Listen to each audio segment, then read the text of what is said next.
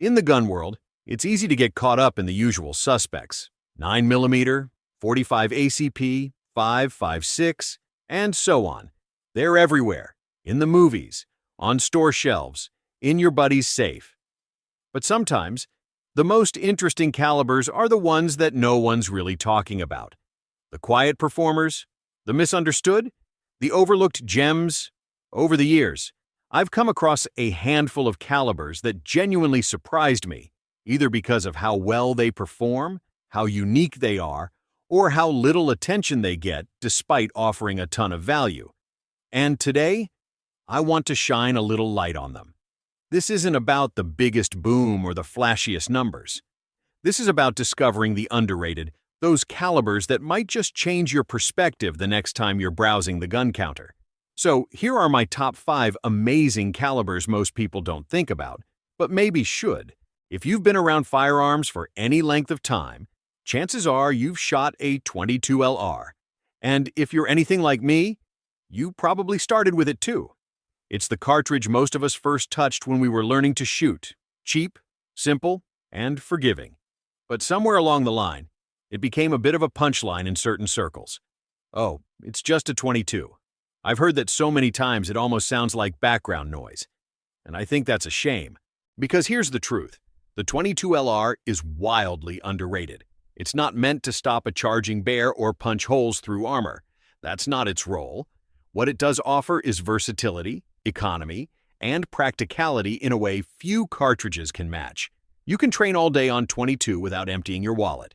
It's quiet, it has virtually no recoil, and it's available in just about every firearm platform you can imagine, from revolvers and pistols to bolt-action rifles and semi-autos. The beauty of .22 LR lies in its simplicity. For teaching new shooters, it's perfect. For experienced shooters working on their fundamentals, also perfect. You don't need to flinch through recoil to learn trigger discipline and sight alignment. You can hone your skills with a .22 and transfer them to any caliber later. I still go back to it, even now, just to keep my technique sharp. And while it's not typically a go-to for self-defense, people have used it effectively in emergencies. Shot placement always matters more than caliber, and a well-placed .22 is still a serious thing. Plus, if you're dealing with small pests or varmints around a farm or property, it's basically ideal. Quiet, affordable, and easy to control. I've had .22s that have been in the family for decades. Guns that still function flawlessly, still bring a smile every time they go pop. And I've introduced friends to shooting with those same rifles, building memories that go far beyond the ballistic stats. So yes, the .22 LR may be small. It may not be flashy, but it's always there, ready to do its job without fanfare. That's what makes it special. It's the humble workhorse of the firearms world. And honestly, I think it deserves a whole lot more respect than it gets. Now here's one that even seasoned shooters often scratch their heads over. The .327 Federal Magnum. If you've never heard of it, don't worry, you're not alone. This little powerhouse doesn't make many headlines, but it absolutely deserves a spotlight.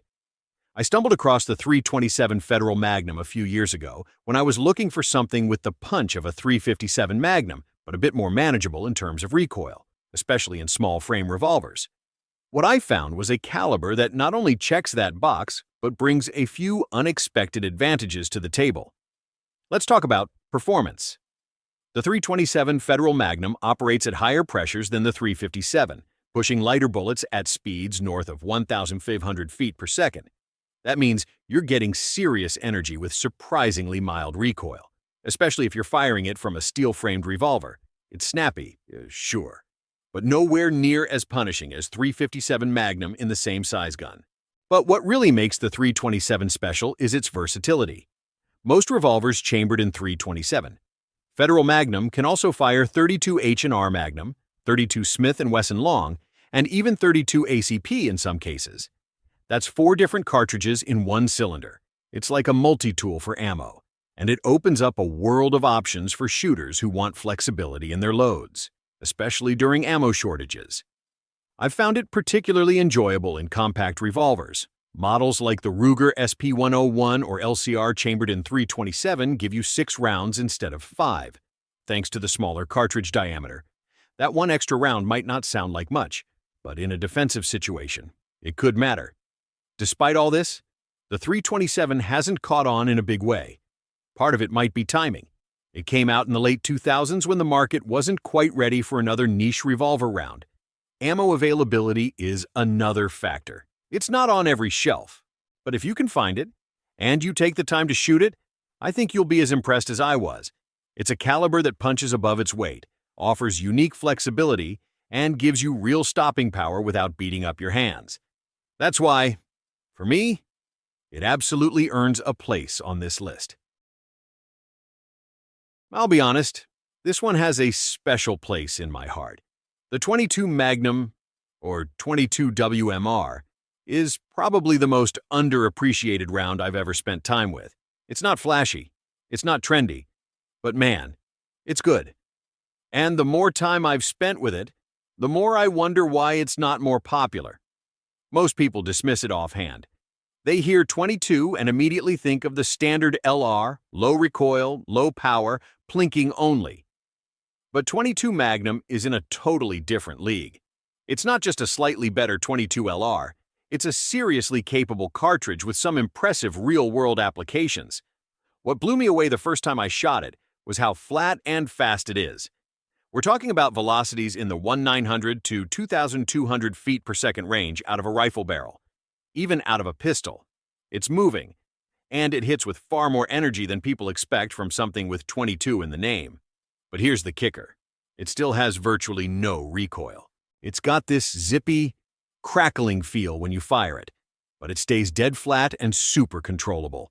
It's loud, sure, more bark than bite in terms of sound, but with the right ear protection, it's a joy to shoot. I've always said it gives you that centerfire feel without the punishment. It's also surprisingly useful. For small game hunting, it's fantastic. Clean, humane kills on rabbits, raccoons, even foxes. Looking for an effective solution to deal with pests around the farm, garden, or rural property? Absolutely. I've known folks who swear by .22 Magnum for dispatching pests on rural properties. And I've personally carried a .22 Magnum revolver on hikes or camping trips. It's light, reliable, and just enough punch to feel comfortable. Many wildlife agencies and landowners consider .22 Magnum an ideal tool for managing invasive species or nuisance animals. Its flatter trajectory and improved terminal energy make it far more reliable than .22 LR for clean, humane dispatch at greater distances. In some states, it's even legal for harvesting small game or fur bearers, where precision and minimal pelt damage are important. That balance of power and control is hard to match at this caliber. Firearms chambered in .22 Magnum have gotten more interesting, too. Revolvers like the Taurus, 942, or Ruger LCR are practical for concealed carry. Then you've got semi-autos like the Kel-Tec PMR-30 and CMR-30, lightweight, high capacity, and honestly, just plain fun. You can even find lever actions and bolt rifles from Henry, Savage, CZ. The list goes on. So, why don't more people use it? Probably because it's not sexy. It's not in video games or blockbuster movies. And some folks look at the price tag compared to .22 LR and walk away. But those who give it a chance, they tend to fall in love with it. For me, .22 Magnum is the ultimate sleeper round, quietly brilliant, fiercely capable, and criminally overlooked. If you've never shot 17 HMR, you're in for a surprise. I didn't know what to expect the first time I pulled the trigger on one, but what I got was precision, speed, and an almost laser-like flat trajectory. The 17 Hornady Magnum rimfire is, without exaggeration, one of the most impressive small-caliber rounds I've ever used. Introduced in the early 2000s, the 17 HMR was designed to give rimfire shooters something with more reach and accuracy than .22 LR or even .22 Magnum. And that's exactly what it does. With velocities easily topping 2,500 feet per second from a rifle, it delivers pinpoint accuracy at ranges where most rimfires start to lose steam. What stood out to me wasn't just the speed, it was the consistency. Shooting 17 HMR at 100 yards felt like cheating. No need to compensate much for drop, barely any wind drift unless you're shooting in a hurricane, and holes on paper that touch each other. That kind of accuracy from a rimfire cartridge blew me away. It's also a fantastic varmint round. I've used it for prairie dogs, ground squirrels, and even crows.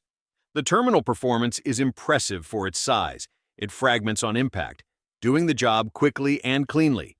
That's an important point, because ethical pest control and small game hunting rely on clean and decisive hits that minimize suffering and avoid unnecessary damage to meat or fur. The 17 HMR's explosive impact and rapid energy transfer make it one of the most humane rimfire choices available when shot placement is on point. For property owners, farmers, or conservation workers, it's a round that delivers precision and responsibility in equal measure. Now, I won't sugarcoat it. 17 HMR has its quirks. It's more expensive than 22 LR or 22 Magnum. And because of its high velocity and lightweight bullets, it's more sensitive to wind than you might expect. So, while it's laser straight in calm weather, wind gusts can throw you off if you're not paying attention. But in the right conditions, or if you're just shooting for precision and fun, this round delivers. It's available in a wide range of rifles. Bolt actions from CZ, Ruger, Savage, and even semi-autos these days.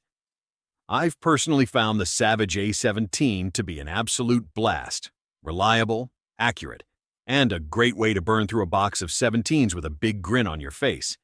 And yet, despite all that, 17 HMR still flies under the radar.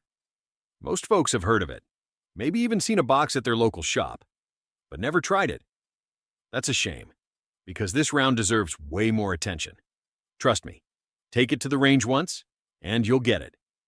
It's that good. Coming in at number 1, and yes, this might surprise you, is the 410 bore. Out of all the calibers I've worked with, this one stands out the most for being unexpectedly versatile, strangely effective, and criminally underrated. It might not be what most people picture when they think of a go-to round, but once you understand what it can do, especially in unconventional platforms, it earns that top spot without question. I remember the first time I handled a Taurus Judge. I thought, this has to be a novelty. A revolver chambered in shotgun shells? It seemed like a gimmick until I fired it. That first shot changed my mind instantly. The 410 bore may be small by shotgun standards, but in the right setup, it packs a serious punch. What makes it fascinating is its flexibility. In a revolver, the 410 can be loaded with buckshot, slugs, or specialty defensive rounds like Hornady Critical Defense. At close range, especially inside the home or on the trail, it delivers devastating energy with a spread that increases hit probability, without the over-penetration risks of a higher-powered round. Now, move beyond handguns, and the 410 gets even more interesting. The Rossi Circuit Judge, for instance, takes that revolver concept and stretches it into a carbine format. It looks wild, but it's highly functional for rural property work, perfect for dispatching pests, snakes, or small game. It even gives off a certain post-apocalyptic cowboy vibe that's hard not to enjoy. And while traditional 410 shotguns are well known for beginner use and youth shooting sports, it's the application in non-traditional platforms, revolvers, combos, survival guns, that makes this caliber so exciting. It's light on recoil, easy to control, and when paired with the right load, surprisingly capable. Of course, it's not perfect. Ammo can be expensive, and performance can vary widely depending on barrel length and load type. Not every 410 handgun is created equal, and some require testing to find the sweet spot. But that's part of the fun. It rewards experimentation. What puts the 410 at number 1 on this list isn't that it's the most powerful or the most accurate. It's that it's the most misunderstood. It breaks the mold. It challenges what a useful caliber is supposed to look like. And once you experience it, you realize just how clever and capable it really is. What struck me most while revisiting these underrated calibers wasn't just their performance. It was how they remind us that shooting isn't one size fits all. In a world where trends often steer us toward the biggest, loudest, or fastest rounds, these calibers quietly offer something else: adaptability, purpose, and often pure enjoyment.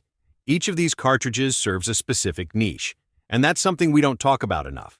Not every shooter is chasing terminal ballistics or tactical stats.